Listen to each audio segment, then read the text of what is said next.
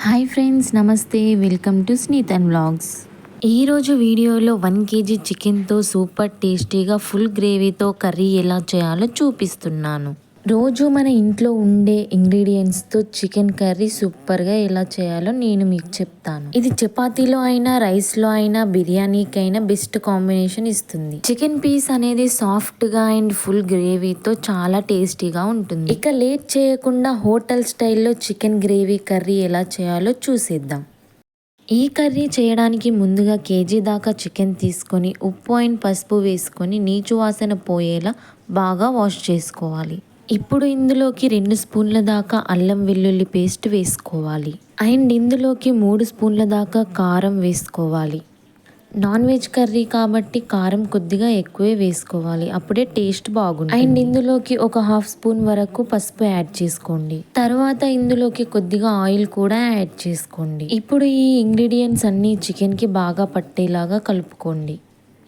ఇలా బాగా కలుపుకున్నాక ఒక 30 మినిట్స్ పాటు ఫ్రిడ్జ్లో ఉంచుకొని మ్యారినేట్ చేసుకోండి. ఇలా చేయడం వల్ల కర్రీ టేస్ట్ చాలా బాగుంటుంది. చికెన్ మ్యారినేట్ అయ్యేంతలోపు మసాలా ప్రిపేర్ చేసుకుందాం. ఈ మసాలా కోసం 2 స్పూన్ల వరకు ధనియాలు, 6-7 లవంగాలు, కొద్దిగా బండ పువ్వు, కొద్దిగా అనాస పువ్వు, కొద్దిగా స్టార్ పువ్వు, అర అంగుళం దాల్చిన చెక్క, ఇవన్నీ మంచి అరోమా వచ్చేలాగా లో ఫ్లేమ్లో వేయించుకో. ఆ తర్వాత ఫైన్ పౌడర్గా చేసి పక్కన పెట్టుకోండి.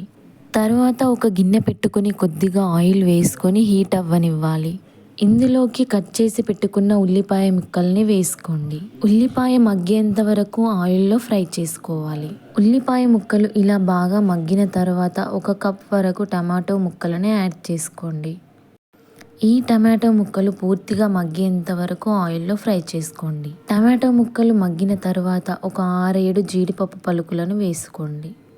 ఇవి అన్ని ఆయిల్లో బాగా పచ్చివాసన పోయేంత వరకు ఫ్రై చేసుకోండి. ఫ్రై చేసుకున్న ఇంగ్రీడియంట్స్ అన్నీ మిక్సీ జార్కి ట్రాన్స్ఫర్ చేసుకొని మెత్తని పేస్ట్లా చేసుకోండి. తర్వాత ఒక గిన్నె పెట్టుకొని గిన్నె హీట్ అయ్యాక ఆయిల్ వేసుకోండి. ఆయిల్ బాగా హీట్ అయ్యాక కొద్దిగా షాహీ జీరా వేసుకోండి. తర్వాత ఇందులోకి కట్ చేసి పెట్టుకున్న పచ్చిమిర్చి ముక్కలను యాడ్ చేసుకోండి.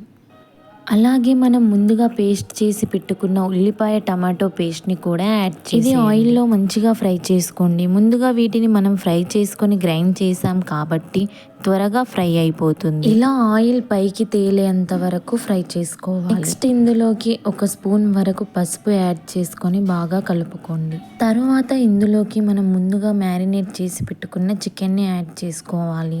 ఇది ఆయిల్లో బాగా కలిసేలాగా కలుపుకోండి. చికెన్ పచ్చివాసన పోయేంత వరకు ఆయిల్లోనే బాగా ఫ్రై చేసుకోవాలి. చికెన్ ఇలా మంచిగా ఫ్రై అయ్యాక రుచికి సరిపడా సాల్ట్ యాడ్ చేసుకోవాలి. సాల్ట్ కర్రీకి కలిసేలాగా బాగా కలుపుకోండి. తర్వాత స్టవ్ మీడియం ఫ్లేమ్లో పెట్టుకొని 5 నిమిషాలు మూత పెట్టుకొని ఉడికించుకోండి. 5 నిమిషాల తర్వాత మూత తీసి గిన్నె అడుగు పట్టకుండా ఒకసారి కలుపుకోండి. తర్వాత మనం ప్రిపేర్ చేసి పెట్టుకున్న మసాలాని యాడ్ చేసుకోవాలి. ఈ మసాలా కర్రీకి బాగా కలిసేలాగా కలుపుకోవాలి. ఈ మసాలా కర్రీకి పట్టడానికి 2 నిమిషాలు మూత పెట్టుకొని ఉడికించుకోండి. 2 నిమిషాల తర్వాత 2 నుంచి 3 కప్పుల వరకు వాటర్ యాడ్ చేసుకోండి. తర్వాత స్టవ్ మీడియం ఫ్లేమ్లో పెట్టుకొని ఒక 10 నిమిషాల వరకు మూత పెట్టుకొని 10 నిమిషాల తర్వాత ఇలా ఆయిల్ పైకి తేలుతూ చికెన్ బాగా ఉడికిపోయి ఉంటుంది. తర్వాత ముందుగా కట్ చేసి పెట్టుకున్న కొత్తిమీరని యాడ్ చేసుకోవాలి. ఒక 2 నిమిషాలు ఆగి స్టవ్ ఆఫ్ చేసేయండి. అంతేనండి, super tasty and full gravy తో చికెన్ కర్రీ రెడీ.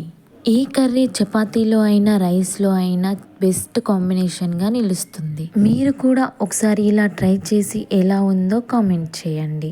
అలాగే మీ ఫ్రెండ్స్ అండ్ ఫ్యామిలీ మెంబర్స్కి షేర్ చేయండి. ఇలాంటి మరిన్ని రెసిపీస్ కోసం మన స్నీత్ అండ్ వ్లాగ్స్ని సబ్స్క్రైబ్ చేసుకోండి.